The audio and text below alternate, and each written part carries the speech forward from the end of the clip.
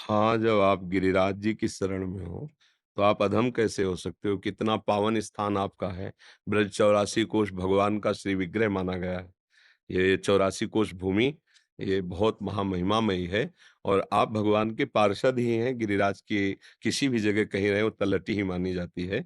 वहाँ रह रहे पर ये है कि जैसे रतन मिल जाए हमारे पास हो और हमें पता ना हो, तो फिर हम भिखारी बने रहेंगे। अगर हमें पता हो जाए तो हम उसी क्षण धनी हो जाएँगे। पाए रतन चीन्ह्यो नहीं, दीन्ह्यो करते डार, ये माया श्री कृष्ण की मोहिव सब संसार।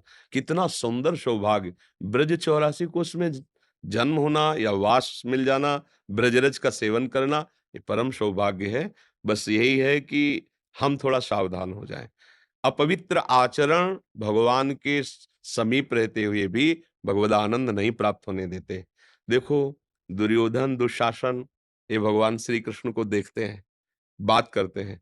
क्या उनको आनंद मिलता है क्या? भगवत दर्शन का आनंद मिलता है क्या? नहीं मिलता। क्यों? क्योंकि वो अधर्म आचरण कर रहे हैं। प्रमाण देखिए, वही भगवान जिनको दुर्योधन, दुशासन कह रहे हैं, चलो महाराज आओ, तुम्हारा स्वागत करते, तुम भी देखोगे कि क्या तुम्हारे लिए व्यवस्था की। जब संधि कराने गए, भगवान ने कहा कि 2 ही स्थिति में भोजन आदि पाया जाता है। या तो जिसे भोजन ना मिलता हो तो कहीं भी मिल जाए पेट भर ले, और या फिर प्रीति। मेरे में भूख नहीं, तेरे में प्रीति नहीं। चले गए। कहाँ गए? उसी समय के बाद तुरंत विदुर जी के घर गए और महामंत्री पद से हटा दिए गए थे विदुर जी। सब कुछ त्याग करके, कुछ भी नहीं उनका लिया था। एक साधारण कुटी में बाहर रह रहे थे और विदुरानी जी उस समय घर में थी। वहां भगवान जाके दरवाजा खटखटाया। कौन? श्री कृष्ण। मेरे घर प्रभु आए। ऐसे बावरी स्थिति, प्रेम की अश्रु चल वो स्नान कर रही थी। उनको ये भी संभाल नहीं रही कि मैं वस्त्र अपने बदल कर फिर जाऊं। दर कृष्ण भगवान पीतांबर से उनके शरीर को ढका, भगवान उनको ले बस मेरे घर आए प्रभु, मुझ जैसे के घर प्रभु आए। मतलब उनकी स्थिति है। अब भगवान अभी कह के आए हैं कि मेरे में भूख नहीं, तेरे में प्रीति नहीं, और यहाँ कह रहे हैं कि कुछ तो पवाओ, मुझे कुछ तो भूख लगी, कुछ पवाओ। भगवान भी लालायित हो गए ऐसे भक्त के हाथ का पाने के लिए। तो जी, सुधी नहीं। वो केले रखे, केले लाके हमें पवाओ।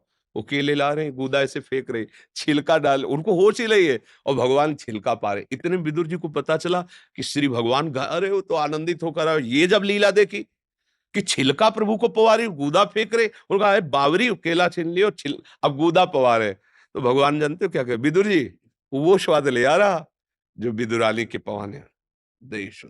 वही श्री कृष्ण है जिनसे दुशासन, दुर्योधन बात कर रहा है, पर उसका हृदय जल रहा है श्री कृष्ण को देखकर। वही श्री कृष्ण है जिनको विदुरानी सुनने मात्र से कि श्री कृष्ण हूं, वो आए, वो कितने परमानंद। बात क्या हुई? दोनों हैं। बात क्या हुई? एक धर्म युक्त आचरण करते हुए भगवान के आश्रित है, एक अधर्म युक्त आचरण करते हुए अभिमान के आश्रित है। यदि हम भगवद आश्रित होकर के और भगवान का चिंतन मनन करें, सत्य आचरण करें, तो भगवान हमसे ज्यादा कुछ नहीं चाहते हैं कि तुम पहाड़ उठा लो। इसी से भगवत प्राप्ति हो जाएगी। अच्छे आचरण करो, गृहस्थ धर्म का भोग करो, जैसा आदेश है, और नाम जप करते रहो, और फिर ब्रज में रह रहे हो।